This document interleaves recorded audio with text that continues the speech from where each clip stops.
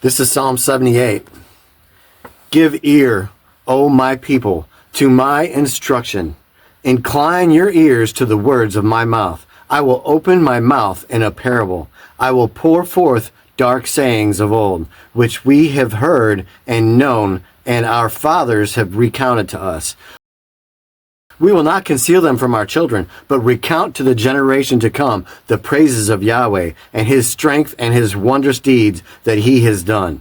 For he established a testimony in Jacob and set a law in Israel, which he commanded our fathers that they should teach them to their children, that the generation to come might know, even the children yet to be born, that they may arise and recount them to their children, that they should set their confidence in God and not forget the deeds of God, but observe his commandment and not be like their fathers, a stubborn and rebellious generation, a generation that did not prepare its heart and whose spirit was not faithful to God. The sons of Ephraim were archers equipped with bows, yet they turned back in the day of battle.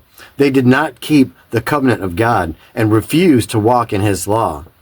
So they forgot his acts and his wondrous deeds that he had shown them. He did wonders before their fathers. In the land of Egypt, in the field of Zon, he split the sea and caused them to pass through, and he made the waters stand up like a heap. Then he led them with the cloud by day, and all the night with a light of fire. He was splitting the rocks in the wilderness, and so gave them abundant drink like the ocean depths. He brought forth streams also from the cliff face, and caused waters to run down like rivers. Yet they still continued to sin against him, to rebel against the Most High in the desert. And in their heart they put God to the test by asking for food according to their desire. Then they spoke against God. They said, "Can God prepare a table in the wilderness? Behold, he struck the rock so that waters gushed out, and streams were overflowing. Can he give bread also? Will he prepare meat for his people?" Therefore Yahweh heard and was full of wrath, and a fire was kindled against Jacob, and anger also mounted against Israel, because they did not believe in God, and did not trust in his salvation. Yet he commanded the skies above and opened the doors of heaven. He rained down manna upon them to eat and gave them grain from heaven. Man ate the bread of angels. He set them provision to satisfy. He led forth the east wind in the heavens, and by his strength he guided the south wind. Then he rained meat upon them like the dust, even winged fowl like the sand of the seas. He caused them to fall in the midst of camp, all around his dwelling places. So they ate and were very satisfied, and their desire he brought to them. Before they had satisfied their desire, while their food was in their mouths, the anger of God rose against them and killed some of their stoutest ones and subdued the choice men of Israel. In spite of all this, they still sinned and did not believe in his wondrous deeds. So he brought their days to an end in futility and their years in sudden terror. When he killed them, then they sought him and returned and sought earnestly for God. And they remembered that God was their rock and the Most High God their Redeemer. But they deceived him with their mouth and lied to him with their tongue. For their heart was not prepared to remain with him, nor were they faithful in his covenant.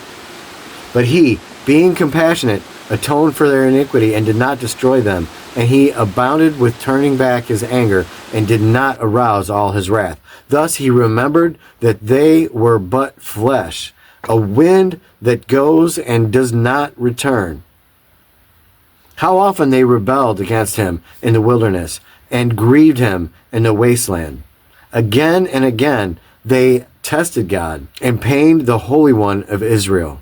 They did not remember his power, the day when he redeemed them from the adversary, when he performed his signs in Egypt and his miracles in the field of Zon, and turned their rivers to blood, and their streams they could not drink. He sent among them swarms of flies which devoured them, and frogs which destroyed them. He gave also their crops to the grasshopper, and the fruit of their labor to the locust. He killed their vines with hailstones, and their sycamore trees with frost. He gave over their cattle also to the hailstones, and their herds to the bolts of lightning.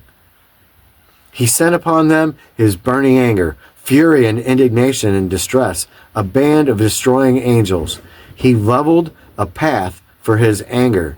He did not hold back their soul from death, but gave over their life to the plague.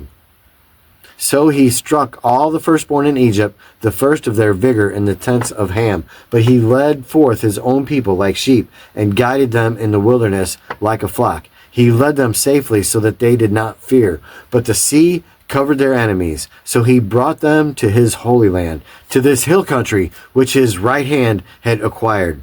He also drove out the nations before them, and apportioned them for an inheritance by measurement, and made the tribes of Israel dwell in their tents. Yet they tested and rebelled against the Most High God, and did not keep his testimonies, but turned back and acted treacherously like their fathers. They turned aside like a treacherous bow.